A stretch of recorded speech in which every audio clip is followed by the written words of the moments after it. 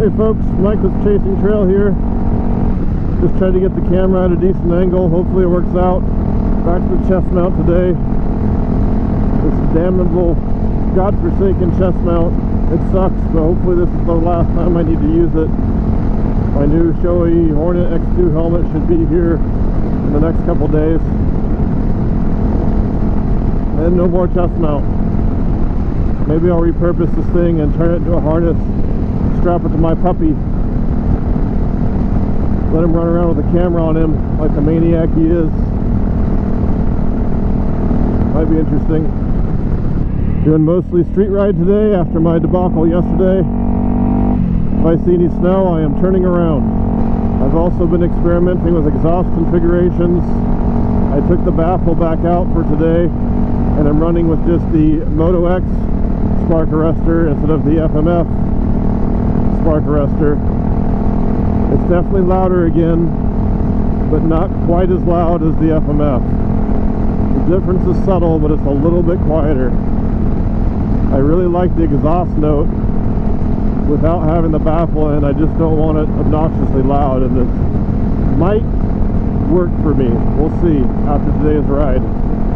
Before, when I was cruising along at a steady RPM, especially at say 60, 65 miles an hour, all I could hear is that exhaust. And now at those speeds, the wind noise is actually louder than the exhaust. So I know it's a little bit quieter. At this speed, I still hear it. Still kind of loud. With the baffle in, it is really quiet, almost too quiet actually. It sounds like a sewing machine and you lose all that exhaust note, that throatier sound. It was so quiet, and there's so little vibration, it was hard to tell the bike's running.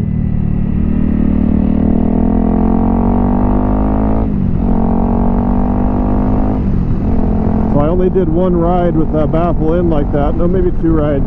Two rides with the baffle in. And when I pulled the exhaust off and removed the baffle, there's definitely some black kind of sooty stuff on the cup style spark arrestor and a little bit on the baffle. I asked my dad about that, and it could be that it's running a little bit rich, which 550 Performance said it probably would be. By putting that baffle back in, they didn't seem to indicate that there was any issue with that. They said it should be fine. My dad also mentioned, since I was riding at a higher altitude yesterday, that would also affect that too. So I don't know if that's anything to be worried about or not.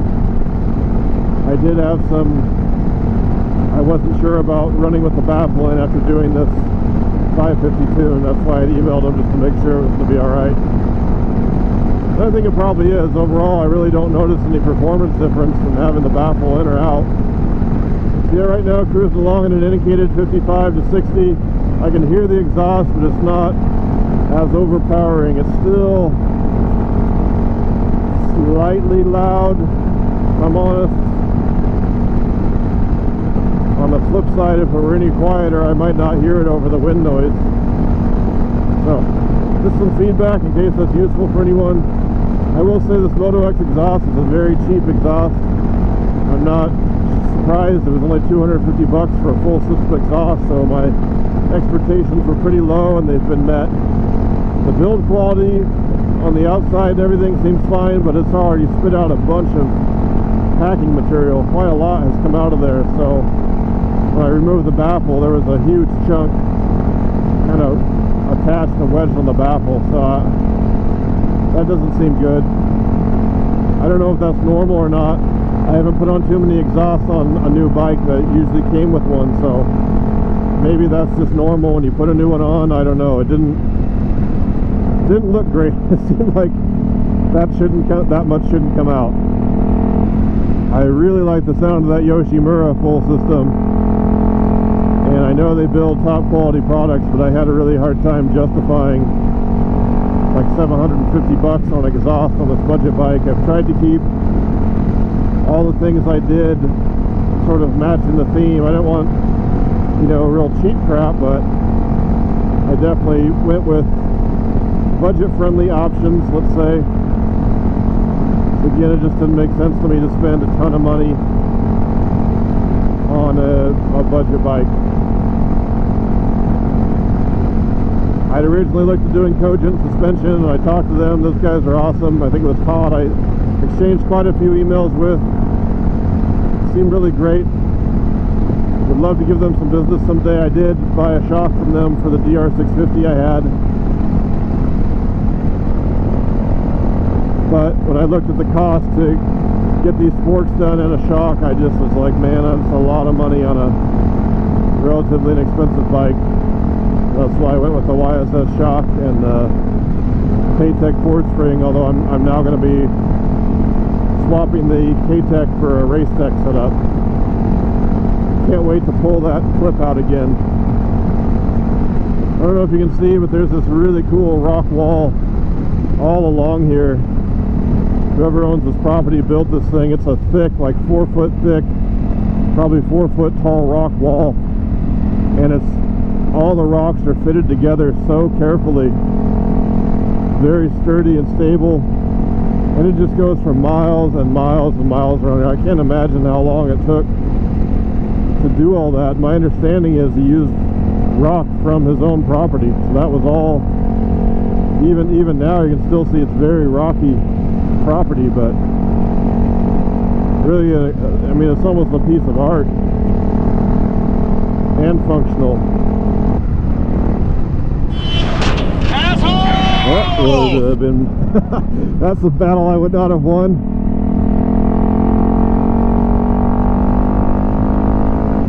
Would have gone out like the dude in Sons of Anarchy. My dad said going up this direction, it fairly quickly turns to gravel and will eventually dump me out in Shingletown. So I've never been on this road. The adventure begins.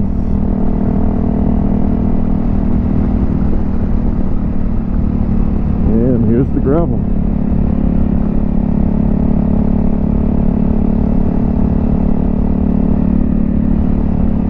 What this is out here, some sort of facility. They're growing something, couldn't tell you what.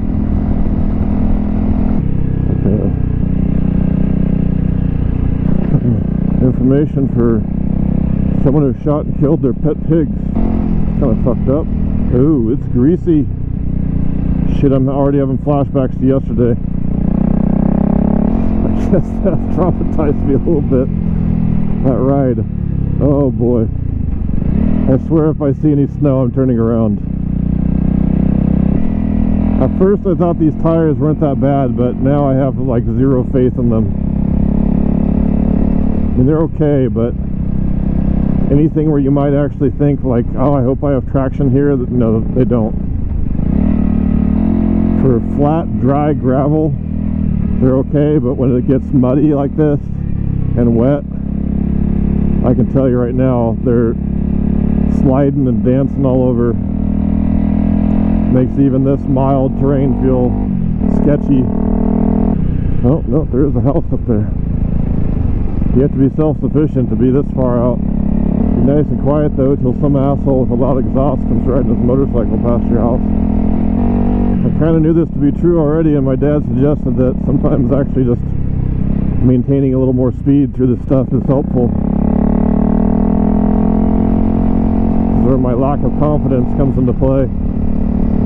I feel a lot more confident with a different set of tires though, I can tell you that. Yep, that does seem easier. Until you dump it. Go for a slip and slide. I might finally have to wash this Aerostitch suit after 22 years. I don't think it's ever been washed. Yeah, well that is disgusting. It was once high-vis yellow, it's now more of a piss yellow. Yeah, this is a cool road. This is right up my alley. Thank you, Hookalots, for the suggestion.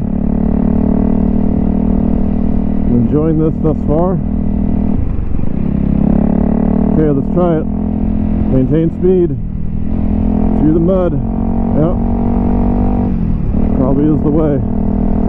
I do hope I don't harshen this front end up too much with those stiffer springs, because on stuff like this it feels perfect.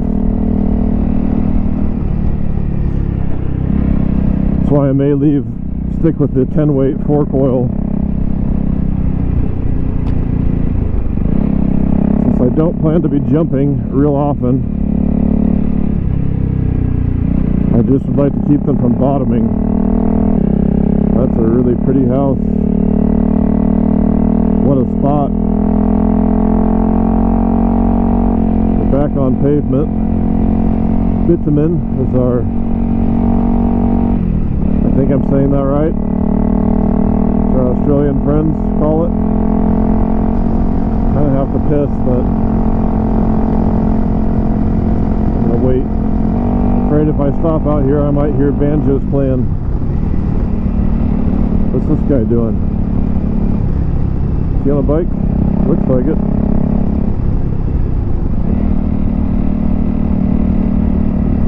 Some sort of contraption.